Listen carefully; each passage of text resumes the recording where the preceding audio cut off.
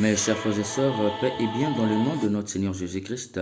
Une seule chose je nous propose aujourd'hui pour notre méditation. On ne quitte pas son église parce que tout va mal. Dans la première lecture tirée du livre de Maccabée, nous voyons l'origine de la dédicace des églises. Voilà nos ennemis écrasés, montons, purifions le lieu saint et en faire la dédicace.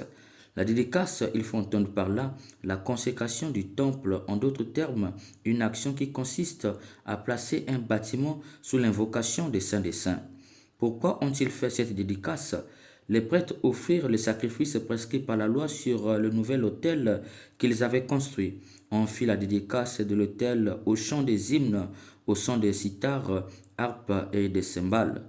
Pour les catholiques, voilà l'origine de la bénédiction des églises bâtiments. Rien n'a été inventé. Cependant, il y a un détail très important dans la dédicace de ce temple d'Israël au IIe siècle avant Jésus-Christ. Les prêtres ont béni d'abord l'autel du sacrifice en offrant à Dieu un sacrifice. Cela montre que dans les temples juifs, le centre du temple, c'est l'autel. Une fois que l'autel est consacré, le temple devient un lieu saint. D'où l'auteur sacré ajoute: le peuple entier se prosterna la face contre terre pour adorer, puis ils bénirent le ciel qui avait fait aboutir leur effort. Pendant 8 jours, ils célébrèrent la dédicace de l'autel en offrant dans l'allégresse des holocaustes, des sacrifices de communion et d'action de grâce. Tellement qu'ils ont été heureux que le temple de Jérusalem était redevenu le haut lieu de la présence de Dieu par la consécration de l'autel. Les Juifs ont célébré pendant 8 jours cette dédicace. Voilà l'origine de l'octave dans l'Église catholique. Plus encore, dans cette joie, ils vont décorer le temple. Ils ornèrent la façade du temple de couronnes d'or et de boucliers. Par les couronnes d'or et de boucliers, ils font entendre par là une décoration avec des images appelées statuettes. Voilà l'origine des icônes dans l'Église catholique. Rien n'a été inventé. Il suffit d'entrer dans un temple juif pour constater la présence des statues appelées icônes, pleines de symbolisme. Pourquoi alors toute cette fête autour de la dédicace du temple? C'est parce que pour le juif, le temple est le haut lieu de la présence de Dieu. C'est là que Dieu voit son peuple et le peuple voit son Dieu lors du sacrifice. C'est pourquoi interdire un juif de ne plus avoir accès au temple, c'est presque le tuer. Nous pouvons comprendre la souffrance des boiteux et des lépreux qui n'avaient plus accès au temple. Nous pouvons comprendre aussi pourquoi, même à l'étranger, les Juifs priaient en direction du temple.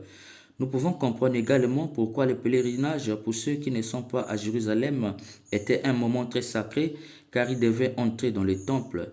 Nous pouvons comprendre enfin pourquoi même ceux qui étaient hors du pays, en Grèce ou à Rome, revenaient une fois l'année pour prier dans le temple. Pour les Juifs, avoir accès au bâtiment du temple de Jérusalem était très important. Malheureusement, à cause du mauvais comportement des prêtres et les docteurs de la loi, le temple a été profané cette fois par les Juifs eux-mêmes qui faisaient un commerce de Dieu. D'où dans l'évangile, Jésus rentre dans le temple et chasse les vendeurs.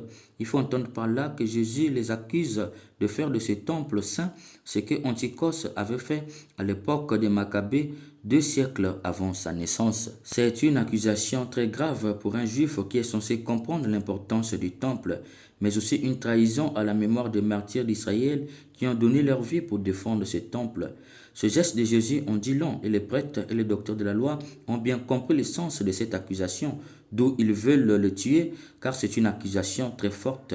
Les grands prêtres et les scribes ainsi que les notables cherchaient à faire mourir Jésus. Pour Jésus, le temple est saint dès lors qu'il a été consacré. Il faut du respect pour le temple de Dieu.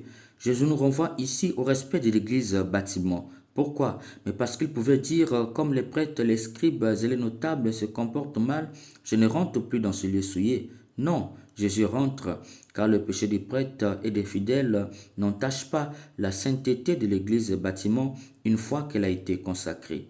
D'où Jésus reste dans le temple, mais il ne trouvait pas ce qu'il pourrait faire. En effet, le peuple tout entier, suspendu à ses lèvres, l'écoutait, nous dit saint Luc dans l'Évangile. Mes chers frères et sœurs, il n'y a pas d'excuse pour quitter l'Église, car au-delà, il y a l'Église corps du Christ, c'est-à-dire ce que nous formons par la communauté des baptisés, mais il y a aussi l'Église bâtiment. L'Église bâtiment est consacrée par la sainteté de l'autel au lieu du sacrifice, lieu de la théophanie, c'est-à-dire de la manifestation de Dieu par l'Eucharistie. Toutes les icônes sont symboliques et nous renvoient à un mystère très grand.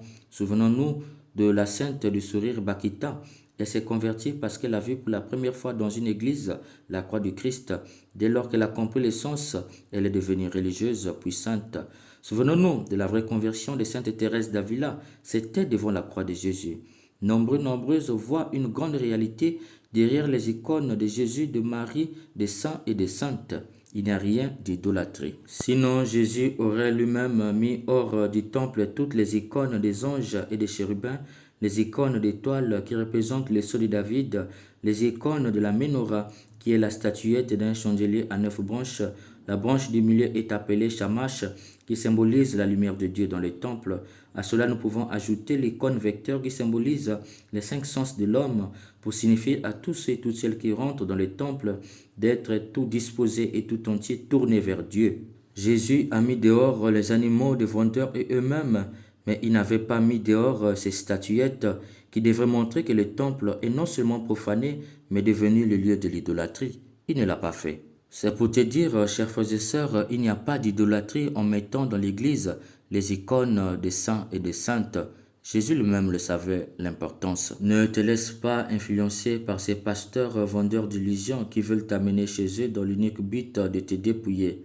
S'ils veulent amener les âmes à Dieu, pourquoi ne vont-ils pas chez les musulmans pour les convertir? Ne te fais pas avoir non plus par les phobies des gens de sectes ésotériques qui veulent construire un monde sans Dieu, d'où ils font des campagnes pour détruire l'Église. À la moindre erreur, ils médiatisent car ils veulent plus que les gens partent à l'Église. Si vous ne venez plus à l'Église, les églises seront transformées en musées, comme ce qui se passe en Europe. L'Église bâtiment les rappelle qu'ils vont rendre compte aux propriétaires de ce monde, d'où ils veulent la fermeture des églises. Ne te laisse pas avoir. N'oublie pas que le péché des membres de l'Église n'atteint pas la sainteté de l'Église bâtiment dès lors qu'elle a été consacrée. L'Église bâtiment est sainte pour accueillir les pécheurs. C'est pourquoi Jésus reste pour enseigner malgré les péchés des prêtres et des docteurs de la loi. Ne sois pas aussi scandalisé dès lors que tu vois des brigands dans l'Église. Ils ont leur place. C'est pourquoi l'Église est appelée paroisse du grec paraoikia qui veut dire maison au loin ou maison de tout le monde. Tous les brigands ont leur place, c'est pourquoi elle est sainte pour accueillir les pécheurs.